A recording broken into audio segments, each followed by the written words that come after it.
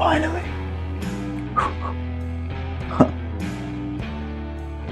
Guess so. Congrats, champ.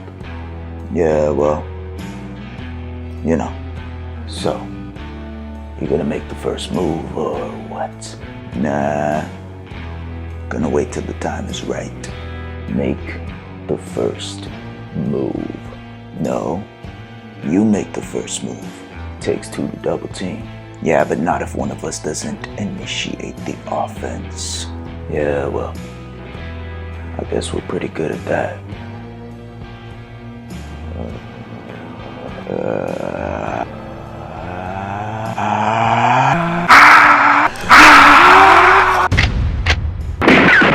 Hello everyone, S here from Raptors Republic, and the playoff showdown that everyone has been waiting for is finally here. The Raptors and Celtics are set for a series for the ages, and I'll try to do a quick preview, breaking down some of the key stats in the matchup, some important players, and finally, my predictions. First, here is the schedule for the series. Games every other day, which will make for quick adjustments that make them much more important. The season series does not show the Raptors in a good light. They lost 3 of the 4 games, but there's a caveat. Marc Gasol and Pascal Siakam each missed 2 of the games, and of their starters, only Fred VanVleet, Kyle Lowry, and OG Anunoby played in all 4 matchups. So, just like the Nets series, the Celtics series will be hard to assess by looking at these 2 teams' regular season matchups. Injuries just played too much of a factor for there to be any real consideration. And before you say, what about their bubble game? Yes, that was an awful all-around game for Toronto, but they also wouldn't have been able to throw a rock in a lake in that game. They couldn't buy a bucket if they wanted to. So let's move on to some key stats. I think one of the main areas of discussion in this series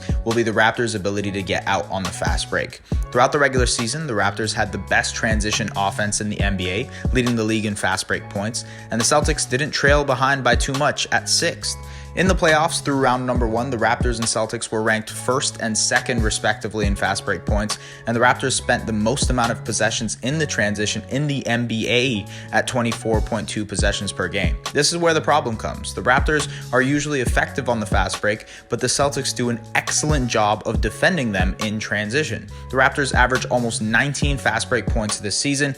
Against the Celtics, they scored 11 twice and 12 and 13 the other 2 times. If the Celtics can limit the amount of fast break points the Raptors can get, they'd be containing a big portion of the Raptors' offense, which will lead them to even struggle more in the half court. But on the opposite side of that, there's another issue as well. Since the start of the bubble, the Raptors have given up the most turnovers in the NBA per game, tied with the New Orleans Pelicans at almost 18. Even against a lackluster defense in the Nets in the first round, they gave up 12 a game. Against the Celtics this season, they've averaged 20 turnovers a game. Meanwhile, the Celtics are an excellent team and don't turn over the ball as much. They're 1st in the playoffs in turnovers, and during the regular season, they were 8th. They do a really good job at protecting the ball, which not only limits transition opportunities for the Raptors, but offers less possessions for the Raptors too. If the Raptors aren't careful with the rock, they can see this series go badly quickly because Boston is an excellent team in transition, like I mentioned. With transition opportunities being put in question on both sides, it's more than likely that both sides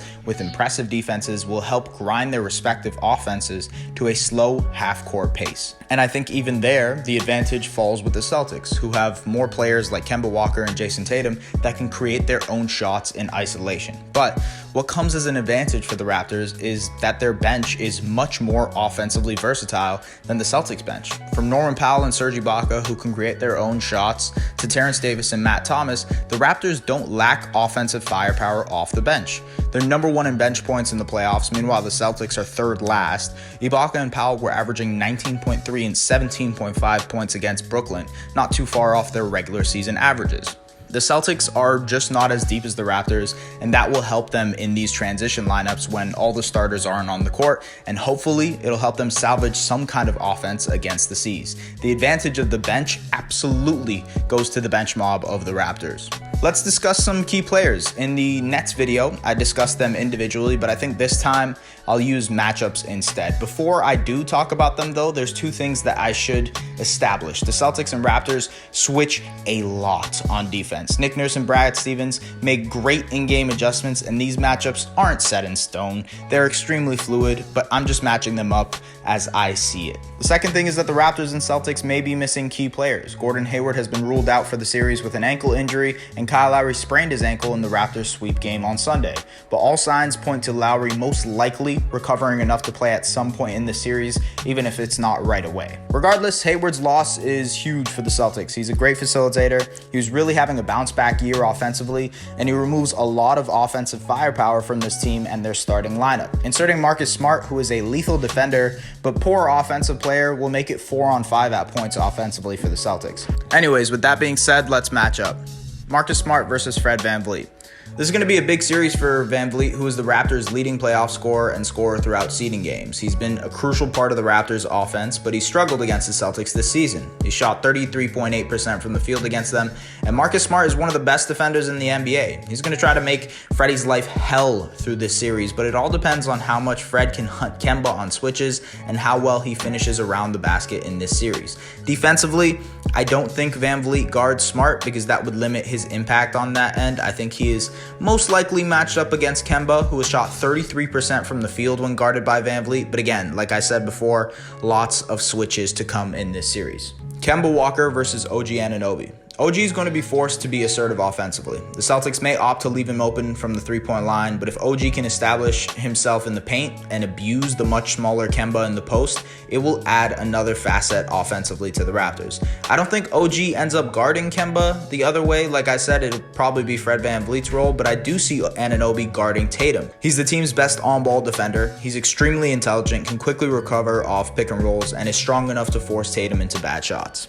Next up, Tatum versus Lowry. Like I said, OG is probably going to guard Tatum, but I think offensively, the Celtics will put Tatum on Lowry. They did so all throughout the 4 regular season matchups, and Tatum's length has been somewhat bothersome for Lowry. He's averaged 4.5 turnovers a game against him, and with Lowry hurt, they might resort to using him only as a spot-up shooter instead of a creator, but again, there's just so much uncertainty with Lowry's injury.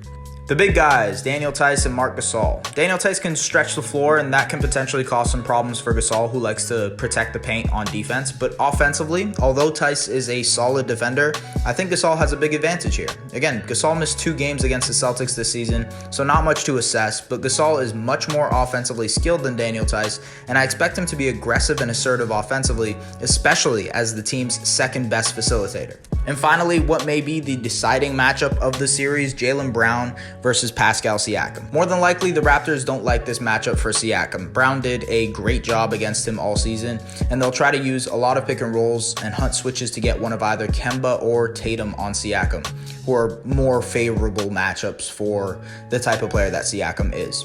Brown is just strong, agile, and quick, and he can defend Siakam on the perimeter and in the post. Siakam might end up guarding Brown or Tatum on the defensive end, but again, tons of switches expected from both sides. All in all, I think dependent on the severity of Lowry's injury, the Raptors will win in 6 or 7. They're the more defensively sound team, they're the deeper team, and they know how to pull off wins even when they struggle offensively. I think the margin of error is a lot smaller for the Celtics, who need to rely on their superstars a lot more in order to win.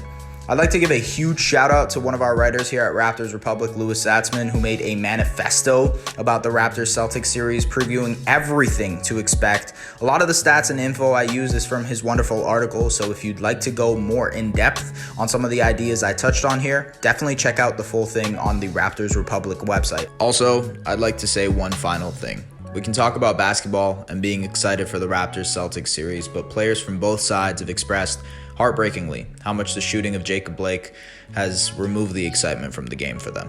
While you're watching, I want you to know that these men are fathers and brothers and sons, and we have to respect the emotional toll this bubble has taken on them. Salute to the players from both sides for using their voices during media availability to turn our attention away from basketball and to what matters most.